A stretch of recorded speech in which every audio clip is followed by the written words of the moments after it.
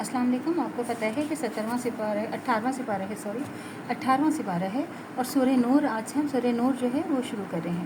بسم اللہ الرحمن الرحیم. یہ ایک صورت ہے جس کو ہم نے نازل کیا اور ہم ہی نے اس کے احکام فرض کیے ہیں اور ہم نے اس میں واضح آیتیں نازل کی ہیں تاکہ تم سمجھو. 1.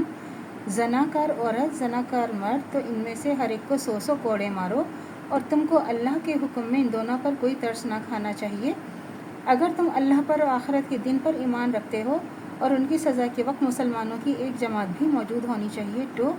زناکار مرد تو صرف زناکار عورت یا مشرکہ عورت ہی سے نکاح کرتا ہے اور زناکار عورت سے بھی صرف زناکار مرد یا مشرک ہی نکاح کرتا ہے اور یہ مسلمانوں پر حرام کر دیا گیا ہے. 3.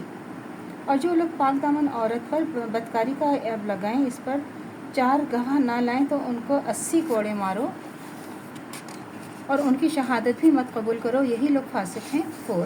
مگر جو اس کے بعد توبہ کر لیں اور اپنی اصلاح کر لیں تو بلا شبہ اللہ بڑا بخشنے والا اور بڑا رحم کرنے والا ہے. 5. اور جو لوگ اپنی عورتوں کو بدکاری کی تہمت لگائیں ان کے لیے اپنے سوا کوئی گواہ نہ ہو تو ان کی شہادت یہ ہے کہ 4 بار اللہ کی قسم کھا کر یہ کہہ دے کہ بے شک میں سچا ہوں. 6. اور 5ویں بار یہ کہے کہ مجھ پر اللہ کی لعنت ہو اگر میں جھوٹا ہوں. 7. اور عورت سے سزا کو یہ بات ٹال سکتی ہے کہ وہ 4 بار قسم کھا کر یہ کہے کہ بے شک یہ جھوٹا ہے. 8.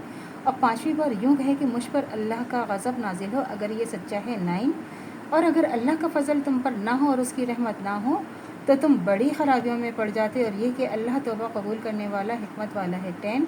جن لوگوں نے یہ بہتان باندھا ہے وہ تم ہی میں سے ایک جماعت ہے اور تم اسے اپنے ناحق میں برا نہ سمجھو بلکہ وہ تمہارے لیے اچھا ہے. ان میں سے جس نے گناہ کا جتنا حصہ لیا ہے اتنا ہی اس کا وبال عذاب ہے اور جس نے ان میں سے اس بہتان کا بڑا بوجھ اٹھایا اس کو بڑا عذاب ہوگا. 11. جب تم نے وہ بات سنی تھی تو مومن مردوں نے اور مومنہ عورتوں نے کیوں اپنے دلوں میں نیک گمان نہ کیا اور کیوں یہ نہیں کہا کہ یہ صریحاً بہتان ہے؟ اور یہ بہتان لگانے والے اپنی بات کے لیے 4 گواہ کیوں نہیں لائے؟ تو جب یہ گواہ نہیں لا سکے تو اللہ کے نزدیک یہی جھوٹے ہیں. 13. اور اگر اللہ کا فضل اور اس کی رحمت اس دنیا و آخرت میں تم پر نہ ہوتی اور جس پر شغل میں تم منحق تھے اس کی وجہ سے تم پر بڑا سخت عذاب نازل ہوتا. 14. جب تم اپنی زبانوں سے اس کا ایک دوسرے سے ذکر کرتے تھے تو اپنے منہ سے ایسی بات کہتے تھے جس کا تم کو کوئی علم نہ تھا اور تم اسے ایک ہلکی بات سمجھتے تھے اور اللہ کے نزدیک وہ بڑی بھاری بات تھی. 15. اور جب تم نے اسے سنا تھا تو کیوں نہ کہا کہ یہ ہماری شان کے خلاف اور ایسی بات زبان پر لائے؟ اے رب تو پاک ہے اور یہ تو بڑا بہتان ہے. 16. تم کو اللہ نصیحت کرتا ہے پھر ایسا کام نہ کرنا اگر تم مومن ہو. 17. اور اللہ تم کو آیات کھول کر بیان کرتا ہے اور اللہ تو بڑا جاننے والا بڑا حکمت والا ہے. 18. تو اللہ سے دعا کرنی چاہیے جو ہمارے ایمان ہے متدن قائم و دائم رہے, خاتمہ بالخیر ایمان پر ہو.